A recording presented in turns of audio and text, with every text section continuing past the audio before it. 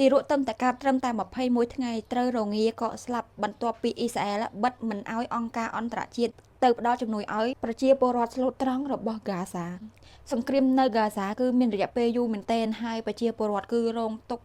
ខខ្លាំងមែនទែនបងប្អូនពិភពលោកបានឃើញហើយអង្គការសហប្រជាជាតិ UN មហាអំណាចបានឃើញហើយប៉ុន្តែបានត្រឹមតែឃើញទេបងប្អូនពួកគេនៅតែរងទុក្ខដដែលពួកគេរងាស្ទើរតែកកស្លាប់ម្នាក់ហើយបងប្អូនខូខើខ្លាំងមែនទែនអ៊ីស្រាអែលនេះគឺបិទមិនអោយអង្គការអន្តរជាតិចូលទៅជួយប្រជាពលរដ្ឋហ្គាហ្សាទេ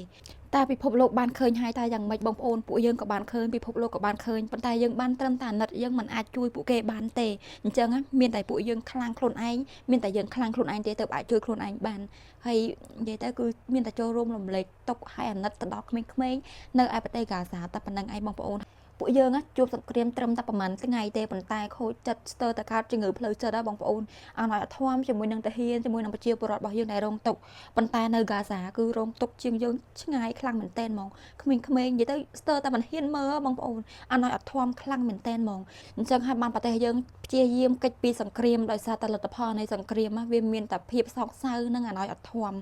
ហើយអ្នកដែលរងទុក្ខគឺកុមារស្លូតត្រង់ដែលដឹងអីនោះពាក្យសន្តិភាពមានន័យជ្រាលជ្រៅខ្លាំងមែនទែនពេលដែលយើងងាកទៅមើលសង្គ្រាមនៅជុំវិញពិភពលោកនេះ